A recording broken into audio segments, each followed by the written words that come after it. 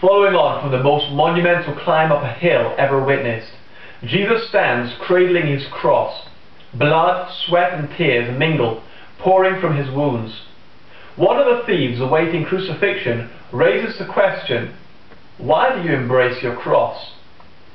We know that the feat of endurance, sacrifice and love that our Saviour accomplished that day exceeds anything you or I are being asked to accomplish when Jesus exhorts us to take up our cross daily and follow him.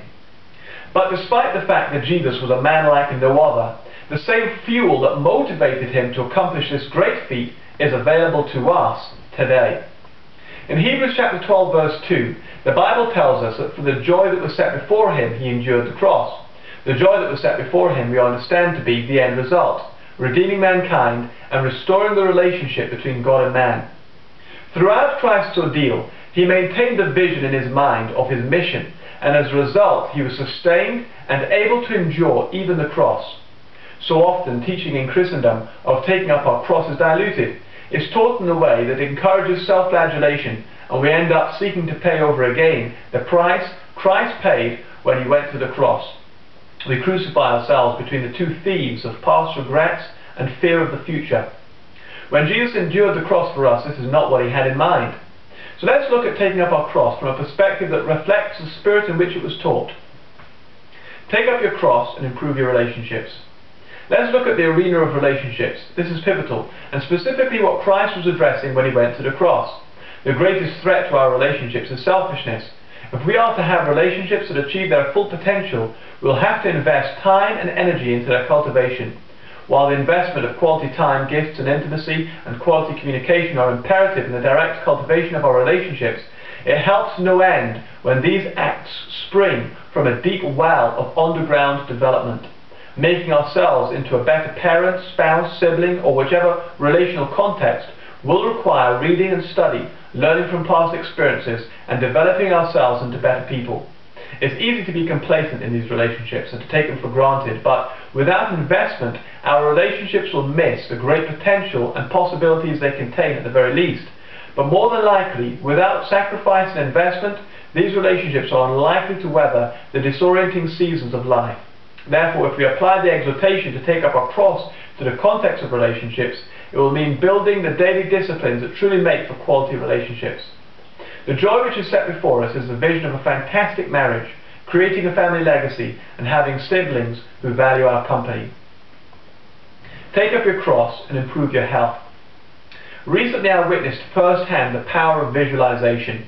After establishing in my mind my desired physique, getting excited about it, I then went to work to create it. I'm amazed at the amount of energy this produced. For the first time ever, I get up daily and run, work out 3 times a week and watch my diet. I practically applied the truth of having a joy set before me which enabled me to endure the hard tasks required to develop my dreams. Jim Rohn said, "Nothing tastes as good as it feels to be healthy." When Jesus walked this earth, the physical condition of his creation was high on his agenda. When we consider taking up our cross, it's not so much a matter of bearing with the things that ail us as doing whatever it takes to pursue our health and whatever possible to eradicate whatever symptoms we can. A great incentive is to decide what we want: an improved physique, a healthier body, or the cessation of a habit corroding our health. Now set before ourselves a mental picture of the benefits we can conceive, then begin the process of implementing the discipline required to see our vision realized. We talked previously about investing in relationships. We need to invest in ourselves first if we ever want to invest in others. Love for self always precedes true love for others. Imagine how much our relationships will benefit from improvement to our health. It could mean an improved love life, or not being a burden to our loved ones due to ill health, or avoiding an untimely death. Take up your cross and improve your finances. From a theological perspective, when a person enters a relationship with God, this event is likened to the children of Israel coming out of slavery in Egypt and beginning their journey to the promised land. We also liken the wilderness to our times of wandering, learning some of life's harder lessons as we learn to depend upon God.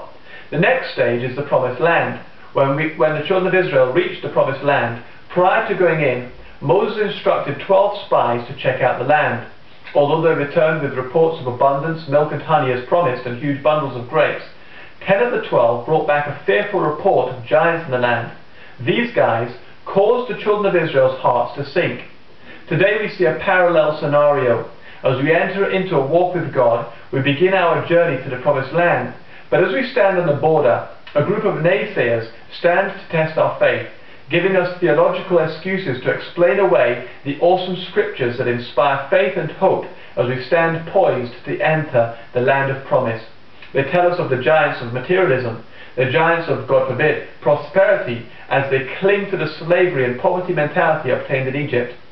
If we are ever going to do the building and battling required, taking hold of the blessings that God has for His creation, we'll have to take up the cross of discipline, and with a sword in one hand and a shovel in the other, be fruitful and multiply and subdue the earth. Being a good man and leaving a legacy for our children's children isn't easy. Taking up your cross and improve your mind. If we are to achieve any of the things we have discussed in the previous 3 points, it will be imperative that we forge mental disciplines conducive to the life more abundantly that Jesus came to give. The objective of this article is to seek to inspire us and to clear away the negative connotations associated with living a disciplined life. When we consider Jesus embracing His cross, we see Him embracing the hard elements required to achieve His goal. The cross was the route to the joy that would be obtained once He had accomplished it. Building profitable mental disciplines conducive to enabling us to achieve our goals is the key to this process. First, get clear on what you want. Set your objectives and focus your mind on the cultivation of your dream. Daily take up the cross of eschewing away your doubts and disassociating from naysayers, their ministries and their literature, and you'll enter the promised land in this life and the life to come.